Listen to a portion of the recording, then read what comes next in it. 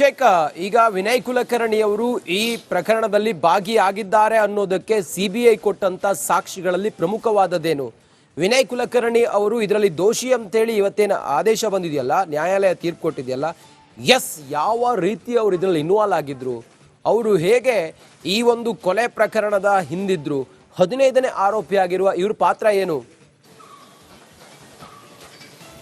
S, ಈ ಒಂದು ಪ್ರಕರಣಕ್ಕೆ ಸಂಬಂಧಿಸಿದಂತೆ ಅವರನ್ನು ಕ್ರಿಮಿನಲ್ ಕಾನ್ಸ್ಪಿರಸಿ ಆಗಿದೆ ಅನ್ನೋದಕ್ಕೆ ಬೇಕಾದಂತಹ ಎಲ್ಲ ಎವಿಡೆನ್ಸ್ಗಳು ಕೂಡ ಸಿಕ್ಕಿದೆ. ಅದಕ್ಕೆ ಬೇಕಾದಂತಹ ಸಾಕ್ಷಿಗಳು ಕೂಡ, ಅಂದರೆ ಐ ವಿಟ್ನೆಸ್ ಅಂತ ಏನು ಹೇಳಲಾಗುತ್ತೆ, ಅವರು ಕೂಡ ಮಾಫಿ ಸಾಕ್ಷಿಯಾಗಿ ಬದಲಾವಣೆ ಆಗಿರುವಂಥದ್ದು. ಹೀಗಾಗಿ ಸದ್ಯ ಇದೇ ಒಂದು ಸಾಕ್ಷಿ ಏನಿದೆ ಅವರಿಂದ ಇಲ್ಲಿಯವರೆಗೆ ಅಂದರೆ ಶಿಕ್ಷೆ ಅಪರಾಧಿ ಅನ್ನುವಂತಹ ಮಟ್ಟಕ್ಕೆ ಘೋಷಣೆ ಆಗೋದಕ್ಕೆ ಕಾರಣ ಆಯಿತು ಅಂತಲೇ ಹೇಳ್ಬೋದು. ಅದೇ ರೀತಿಯಾಗಿ ಅವರು ಒಂದು ಕೊಠಡಿಯಲ್ಲಿ ಕೂತು ಹತ್ಯೆಗೆ ಬೇಕಾದಂತಹ ಏನೇನು ಇದೆ ಸುಪಾರಿಗಳಾಗಿರಬಹುದು, ಹಣದ ವಿಚಾರಗಳಾಗಿರಬಹುದು, ಮತ್ತೆ ಹತ್ಯೆಯ ವಿಚಾರಗಳನ್ನು ಡಿಸ್ಕಸ್ ಮಾಡುವಂತಹ ಮುಖಾಂತರ ಯಾರ್ಯಾರು ಈ ರೀತಿಯಾದಂತಹ ಒಂದು ಕೃತ್ಯದಲ್ಲಿ ಪಾಲ್ಗೊಳ್ಳಬೇಕು ಅದೆಲ್ಲದರ ಒಂದು ಮಾಹಿತಿಯನ್ನು ಸಭೆಯ ಮಾಡುವಂತಹ ಮುಖಾಂತರ, ಅಂದರೆ ಚರ್ಚೆಯನ್ನು ನಡೆಸುವಂತಹ ಒಂದು ಕಾರಣದಿಂದಾಗಿ ಇದಕ್ಕೆ ಬೇಕಾದಂತಹ ಸಾಕ್ಷಿಗಳು ಕೂಡ ಅವರ ವಿರುದ್ಧ ಹೇಳಿಕೆಗಳನ್ನು ಕೊಟ್ಟಿರುವಂತಹ ಒಂದು ಕಾರಣದಿಂದಾಗಿ ಅವರು 120B ಸೆಕ್ಷನ್ ನಡಿ ಈಗ ಅವರ ವಿರುದ್ಧ ಚಾರ್ಜಸ್ ದಾಖಲಾಗಿದೆ. ಹೀಗಾಗಿ ಪರ್ಟಿಕ್ಯುಲರ್ ಗೊತ್ತಿತ್ತು, ಅಂದರೆ ಯೋಗೇಶ್ ಗೌಡ ಒಬ್ಬ ವ್ಯಕ್ತಿ ಹತ್ಯೆ ಆಗ್ತಾನೆ ಅಂತ ಹೇಳಿ ಮತ್ತೊಬ್ಬ ವ್ಯಕ್ತಿಗೆ ಗೊತ್ತಿದೆ ಅಂತ ಹೇಳಿದ್ರೆ ಅದು ಆತ ಕೂಡ ಈ ಒಂದು ಕೊಲೆಯಲ್ಲಿ ಭಾಗಿಯಾಗಿರ್ತಾನೆ ಅಂತ ಹೇಳಿ ಇದು ಕನ್ಸಿಡರ್ ಮಾಡಬೇಕಾಗುತ್ತೆ. ಹೀಗಾಗಿ ಯೋಗೇಶ್ ಗೌಡ ಹತ್ಯೆ ನಡೆಯುತ್ತೆ ಅಂತ ಹೇಳಿ ವಿನಯ್ ಕುಲಕರ್ಣಿ ಅವರಿಗೆ ಗೊತ್ತಿದೆ ಅನ್ನೋದಕ್ಕೆ ಬೇಕಾದಂತಹ ಎಲ್ಲ ಸಾಕ್ಷಿಗಳು ಮತ್ತು ಮಾಫಿ ಅಂದರೆ ಐ ವಿಟ್ನೆಸ್ ಅಂತ ಏನು ಹೇಳಲಾಗುತ್ತೆ ಅವರಿಗೂ ಕೂಡ ಗೊತ್ತಿರುವಂತಹ ಕಾರಣದಿಂದಾಗಿ ಈ ಒಂದು ವಿಚಾರಣೆ ವೇಳೆ, ಅಂದರೆ CBI ವಿಚಾರಣೆ ನಡೆಸಿದಂತಹ ಸಂದರ್ಭದಲ್ಲಿ ಯಾರು ಐ ವಿಟ್ನೆಸ್ ಇದ್ದಾರೆ ಅವರು ಮೌಖಿಕವಾಗಿ ವಿಡಿಯೋ ಚಿತ್ರೀಕರಣ ಅಭಿಷೇಕ್ ಹಾಗೆ ಸಂಪರ್ಕದಲ್ಲಿರಿ. ನಾಗರಾಜ್ ಮೊಗತುಮ್ಮ ಕೂಡ ನಮ್ಮ ಜೊತೆ ನೇರ ಸಂಪರ್ಕದಲ್ಲಿದ್ದಾರೆ. ನಾಗರಾಜ್, ಯಾವಾಗ ಯೋಗೇಶ್ ಗೌಡ ಕೊಲೆ ಪ್ರಕರಣದಲ್ಲಿ ಇವರು ದೋಷಿ ಅಂತ ಹೇಳಿ ಪ್ರಕಟವಾಯಿತು, ಜನ ಏನು ಹೇಳ್ತಾ ಇದ್ದಾರೆ? ಸದ್ಯಕ್ಕೆ ಯೋಗೇಶ್ ಗೌಡ ಅವರ ಕುಟುಂಬದವರು ಏನು ಹೇಳ್ತಾ ಇದ್ದಾರೆ? ಸದ್ಯಕ್ಕೆ ಹೇಗಿದೆ ಅಲ್ಲಿನ ವಾತಾವರಣ ಎಲ್ಲ?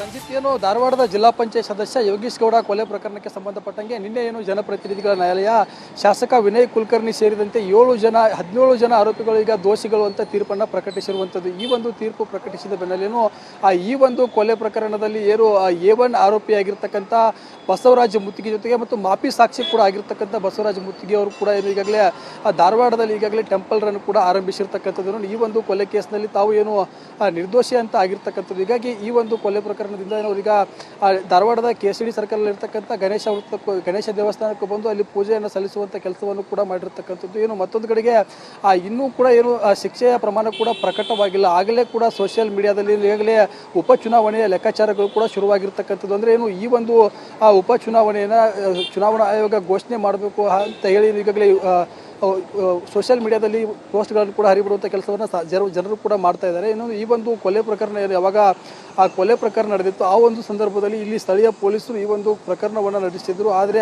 ಆವಾಗ ತನಿಖೆ ಸಂಪೂರ್ಣವಾಗಿ ಆಗದೇ ಇರೋ ಕಾರಣಕ್ಕಾಗಿ CBI ಈ ಒಂದು ಪ್ರಕರಣವನ್ನು ತನಿಖೆ ನಡೆಸಿದಾಗ ಸುದೀರ್ಘ 10 ವರ್ಷಗಳ ಬಳಿಕ ನಿನ್ನೆ ಈ ಒಂದು ಆ ಪ್ರಕರಣ ಕೂಡ ಹೊರಬಿದ್ದಿರ್ತ, ಅಂದರೆ ತೀರ್ಪು ಕೂಡ ಕೊಟ್ಟಿರ್ತಕ್ಕಂಥದ್ದು. ಈ ಒಂದು ತೀರ್ಪು ಬಂದ ಬಳಿಕ ಈಗಾಗಲೇ ಈ ಒಂದು ಕೊಲೆ ಪ್ರಕರಣದಲ್ಲಿ 17 ಜನರು ಕೂಡ ಆ ದೋಷಿಗಳಂತ ಘೋಷಿಸಿರ್ತಕ್ಕಂಥದ್ದು. ಹೀಗಾಗಿ ಸದ್ಯ ಏನು ಈ ಒಂದು ಯೋಗೇಶ್ ಗೌಡ ಕೊಲೆ ಪ್ರಕರಣಕ್ಕೆ ಸಂಬಂಧಪಟ್ಟಂತೆ ಅವರ ಕುಟುಂಬಸ್ಥರು ಕೂಡ ಈಗಾಗಲೇ ಯಾವುದು ಕೂಡ ಆ ಮಾಧ್ಯಮಗಳಿಗೆ ಸಿಗುವಂಥ ಕೆಲಸಗಳಾಗಿಲ್ಲ. ಯಾಕಂತಂದರೆ ಅವರು ಸಿಗ್ತಾ ಇಲ್ಲ. ಜೊತೆಗೆ ಏನು ಈ ಒಂದು ಬಂದಿರತಕ್ಕಂಥ ಸಾಕಷ್ಟು ಆಕ್ರೋಶಗಳು ಕೂಡ ಒಂದು ಕಡೆಗೆ ಏನು ವಿನಯ್ ಕುಲಕರ್ಣಿ ಬೆಂಬಲಿಗರು ಕೂಡ ಒಂದು ರೀತಿಯ ಆಕ್ರೋಶವನ್ನು ಹೊರಹಾಕ್ತಿದ್ದಾರೆ. ಅಂದರೆ ಈ ಒಂದು ಕೊಲೆ ಪ್ರಕರಣದಲ್ಲಿ ಏನು ಆ ಪಿತೂರಿಗಳ ಕೈವಾಡವಿದೆ, ಆ ಪಿತೂರಿಗಳ ಕೈವಾಡದಿಂದಲೇ ಇವತ್ತು ದೋಷಿಗಳು ಅಂತ ಹೊರಬೀಳುವಂತ ಆಗಿದೆ. ಹೀಗಾಗಿ ಈ ಒಂದು ಪ್ರಕರಣವನ್ನ ನನಗೆ ನಡೆಸಬೇಕು, ನಾವು ಅವ್ರ ಬೆಂಬಲಿಗರಿಗೆ ಜೊತೆಗೆ ಇರ್ತೀವಿ ಅನ್ನುವಂತ ಒಂದು ಮಾತನ್ನು ಕೂಡ ಹೇಳ್ತಾರೆ. Just hold Nagaraj.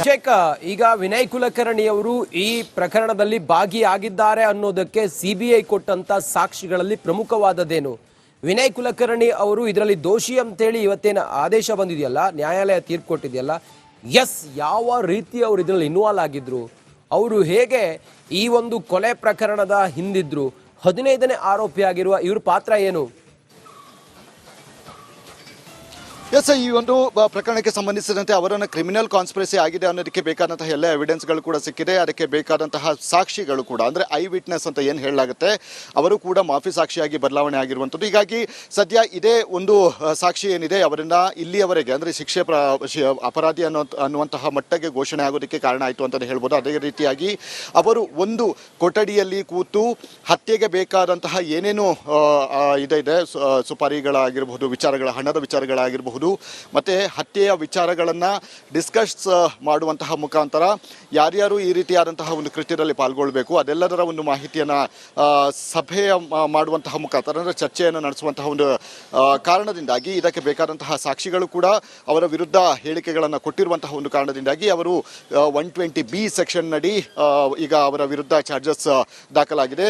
ಹೀಗಾಗಿ ಪರ್ಟಿಕ್ಯುಲರ್ ಗೊತ್ತಿತ್ತು ಅಂದರೆ ಯೋಗೇಶ್ ಗೌಡ ಒಬ್ಬ ವ್ಯಕ್ತಿ ಹತ್ಯೆ ಆಗ್ತಾನೆ ಅಂತ ಹೇಳಿ ಮತ್ತೊಬ್ಬ ವ್ಯಕ್ತಿಗೆ ಗೊತ್ತಿದೆ ಅಂತ ಹೇಳಿದ್ರೆ ಅದು ಆತ ಕೂಡ ಈ ಒಂದು ಕೊಲೆಯಲ್ಲಿ ಭಾಗಿಯಾಗಿರ್ತಾನೆ ಅಂತ ಹೇಳಿ ಇದು ಕನ್ಸಿಡರ್ ಮಾಡಬೇಕಾಗುತ್ತೆ. ಹೀಗಾಗಿ ಯೋಗೇಶ್ ಗೌಡ ಹತ್ಯೆ ನಡೆಯುತ್ತೆ ಅಂತ ಹೇಳಿ ವಿನಯ್ ಕುಲಕರ್ಣಿ ಅವರಿಗೆ ಗೊತ್ತಿದೆ ಅನ್ನೋದಕ್ಕೆ ಬೇಕಾದಂತಹ ಎಲ್ಲ ಸಾಕ್ಷಿಗಳು ಮತ್ತು ಮಾಫಿ ಅಂದರೆ ಐ ವಿಟ್ನೆಸ್ ಅಂತ ಏನು ಹೇಳಲಾಗುತ್ತೆ ಅವರಿಗೂ ಕೂಡ ಗೊತ್ತಿರುವಂತಹ ಕಾರಣದಿಂದಾಗಿ ಈ ಒಂದು ವಿಚಾರಣೆ ವೇಳೆ ಅಂದರೆ CBI ವಿಚಾರಣೆ ನಡೆಸಿದಂತಹ ಸಂದರ್ಭದಲ್ಲಿ ಯಾರು ಐ ವಿಟ್ನೆಸ್ ಇದ್ದಾರೆ ಅವರು ಮೌಖಿಕವಾಗಿ ವಿಡಿಯೋ ಚಿತ್ರೀಕರಣ ಜಸ್ಟ್ ಹೋಲ್ಡ್ ಅಭಿಷೇಕ್ ಹಾಗೆ ಸಂಪರ್ಕದಲ್ಲಿರಿ. ನಾಗರಾಜ್ ಮೊಗತುಮ್ಮ ಕೂಡ ನಮ್ಮ ಜೊತೆ ನೇರ ಸಂಪರ್ಕದಲ್ಲಿದ್ದಾರೆ. ನಾಗರಾಜ್, ಯಾವಾಗ ಯೋಗೇಶ್ ಗೌಡ ಕೊಲೆ ಪ್ರಕರಣದಲ್ಲಿ ಇವರು ದೋಷಿ ಅಂತ ಹೇಳಿ ಪ್ರಕಟವಾಯಿತು, ಜನ ಏನು ಹೇಳ್ತಾ ಇದ್ದಾರೆ? ಸದ್ಯಕ್ಕೆ ಯೋಗೇಶ್ ಗೌಡ ಅವರ ಕುಟುಂಬದವರು ಏನು ಹೇಳ್ತಾ ಇದ್ದಾರೆ? ಸದ್ಯಕ್ಕೆ ಹೇಗಿದೆ ಅಲ್ಲಿನ ವಾತಾವರಣ ಎಲ್ಲ?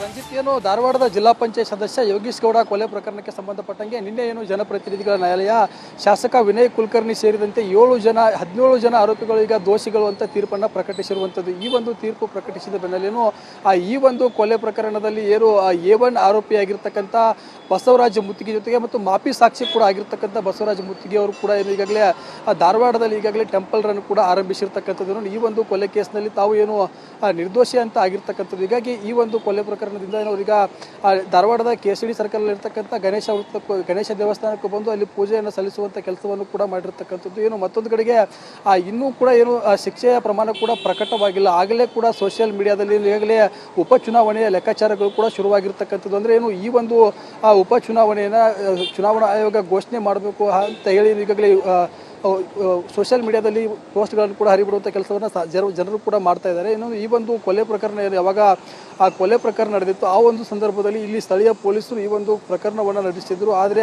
ಆವಾಗ ತನಿಖೆ ಸಂಪೂರ್ಣವಾಗಿ ಆಗದೇ ಇರೋ ಕಾರಣಕ್ಕಾಗಿ CBI ಈ ಒಂದು ಪ್ರಕರಣವನ್ನು ತನಿಖೆ ನಡೆಸಿದಾಗ ಸುದೀರ್ಘ 10 ವರ್ಷಗಳ ಬಳಿಕ ನಿನ್ನೆ ಈ ಒಂದು ಆ ಪ್ರಕರಣ ಕೂಡ ಹೊರಬಿದ್ದಿರ್ತ ಅಂದರೆ ತೀರ್ಪು ಕೂಡ ಕೊಟ್ಟಿರ್ತಕ್ಕಂಥದ್ದು. ಈ ಒಂದು ತೀರ್ಪು ಬಂದ ಬಳಿಕ ಈಗಾಗಲೇ ಈ ಒಂದು ಕೊಲೆ ಪ್ರಕರಣದಲ್ಲಿ 17 ಜನರು ಕೂಡ ಆ ದೋಷಿಗಳಂತ ಘೋಷಿಸಿರ್ತಕ್ಕಂಥದ್ದು. ಹೀಗಾಗಿ ಸದ್ಯ ಏನು ಈ ಒಂದು ಯೋಗೇಶ್ ಗೌಡ ಕೊಲೆ ಪ್ರಕರಣಕ್ಕೆ ಸಂಬಂಧಪಟ್ಟಂತೆ ಅವರ ಕುಟುಂಬಸ್ಥರು ಕೂಡ ಈಗಾಗಲೇ ಯಾವುದು ಕೂಡ ಆ ಮಾಧ್ಯಮಗಳಿಗೆ ಸಿಗುವಂಥ ಕೆಲಸಗಳಾಗಿಲ್ಲ. ಯಾಕಂತಂದರೆ ಅವರು ಸಿಗ್ತಾ ಇಲ್ಲ. ಜೊತೆಗೆ ಏನು ಈ ಒಂದು ಬಂದಿರತಕ್ಕಂಥ